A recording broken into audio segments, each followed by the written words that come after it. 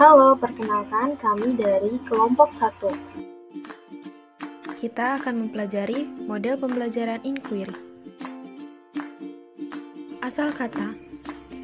Menurut Echol dan Hassan Sadley, kata inquiry berasal dari bahasa Inggris yang berarti mengadakan penyelidikan, menanyakan keterangan, dan melakukan pemeriksaan.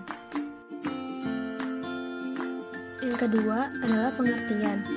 Inquiry-based learning atau IBL adalah sebuah teknik mengajar di mana guru melibatkan siswa di dalam proses belajar melalui penggunaan cara-cara bertanya, aktivitas problem solving, dan berpikir kritis.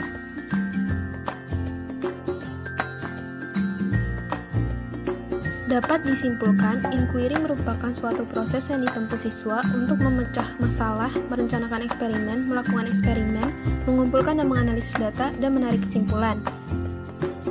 Jadi, dalam pembelajaran inquiry ini, siswa terlibat secara mental maupun fisik untuk memecahkan masalah yang diberikan oleh guru. Selanjutnya, ada karakteristik. Yang pertama, menekankan kepada proses mencari dan menemukan. Yang kedua, pengetahuan dibangun oleh peserta didik melalui proses pencarian. Yang ketiga, peran guru sebagai fasilitator dan pembimbing peserta didik dalam belajar. Yang keempat, menekankan pada proses berpikir kritis dan analitis untuk merumuskan kesimpulan. Ciri-ciri model pembelajaran inquiry. Yang pertama, strategi inquiry menekankan kepada aktivitas siswa secara maksimal untuk mencari dan menemukan. Artinya, strategi inquiry menempatkan siswa sebagai subjek dalam belajar. Lalu ada yang kedua. Seluruh aktivitas yang dilakukan siswa diarahkan untuk mencari dan menemukan jawaban sendiri dari sesuatu yang dipertanyakan, sehingga diharapkan dapat menumbuhkan sikap percaya diri. Pembelajaran inquiry menempatkan guru bukan sebagai sumber belajar, akan tapi sebagai fasilitator. Selanjutnya, ketiga, tujuan dari penggunaan strategi pembelajaran inquiry adalah mengembangkan kemampuan berpikir secara sistematis, logis, dan kritis, atau mengembangkan kemampuan intelektual sebagai bagian dari proses mental. Dalam pembelajaran inquiry, siswa tidak hanya dituntut untuk menguasai materi pelajaran. Jenis model pembelajaran inquiry. 1. Inquiry terbimbing. Yang kedua, inquiry bebas. Dan yang ketiga, inquiry bebas yang dimodifikasikan.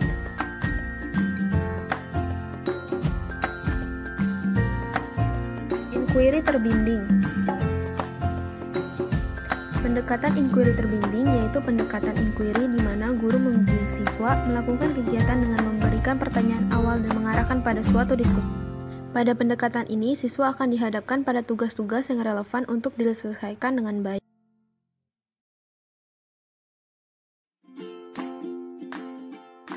Inquiry bebas. Pada umumnya, pendekatan ini digunakan bagi siswa yang telah berpengalaman belajar dengan pendekatan inquiry.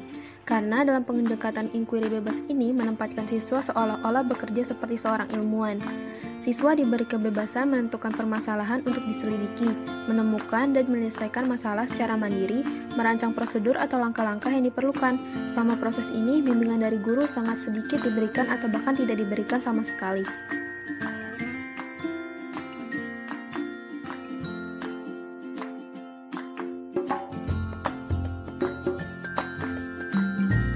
Inquiry bebas yang dimodifikasikan. Pendekatan ini merupakan kolaborasi atau modifikasi dari dua pendekatan inquiry sebelumnya, yaitu pendekatan inquiry terbimbing dan pendekatan inquiry bebas. Dalam pendekatan inquiry jenis ini, guru membatasi memberikan bimbingan agar siswa berupaya terlebih dahulu secara mandiri, dengan harapan agar siswa dapat menemukan sendiri penyesuaiannya. Namun, apabila ada siswa yang tidak dapat menyelesaikan permasalahannya, maka bimbingan dapat diberikan secara tidak langsung dengan memberikan contoh-contoh yang relevan.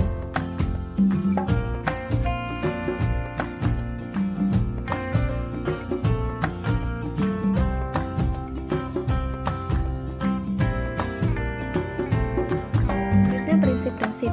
1. Prinsip berorientasi pada pengembangan intelektual.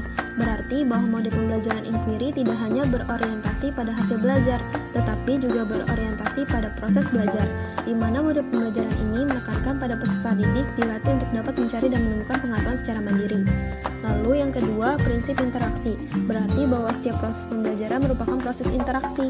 Pada mode pembelajaran ini, guru tidak berperan sebagai sumber belajar, tetapi guru berperan sebagai fasilitator dan pengatur dalam kegiatan pembelajaran agar peserta didik dapat berinteraksi dengan baik.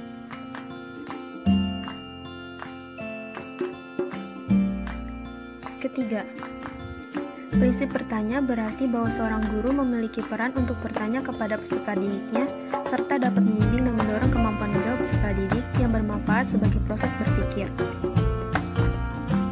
4. Prinsip belajar untuk berpikir berarti bahwa belajar merupakan proses berpikir, atau dapat dikatakan proses untuk mengembangkan seluruh kemampuan otak. Guru dapat memberi rangsangan di awal pembelajaran yang berfungsi sebagai pendorong rasa keingintahuan peserta didik, sehingga mereka berpikir untuk merespon rangsangan yang diberi. Kelima, prinsip keterbukaan berarti bahwa belajar adalah suatu proses mencoba berbagai hal-hal baru. Hal ini menandakan guru harus memberi kesempatan kepada peserta didik untuk mengeksplorasi, mencari, dan menemukan hal-hal baru yang ingin diketahui. Prosedur pembelajaran inquiry. 1. Orientasi. 2. Merumuskan masalah. 3. Mengajukan hipotesis. 4. Mengumpulkan data. 5. Menguji hipotesis. Dan 6. Menarik kesimpulan.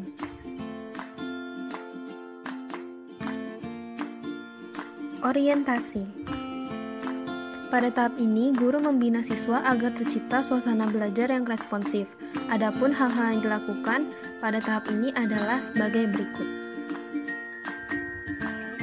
Merumuskan masalah. Pada tahap ini, guru membimbing siswa kepada persoalan yang mengandung teka-teki. Adapun hal yang perlu diperhatikan adalah sebagai berikut.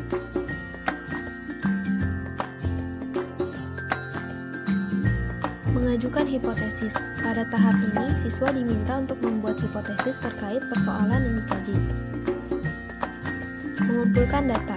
Pada tahap ini, siswa melakukan penyaringan informasi terkait dengan persoalan yang dikaji serta untuk bisa menguji hipotesis yang telah diajukan. Menguji hipotesis.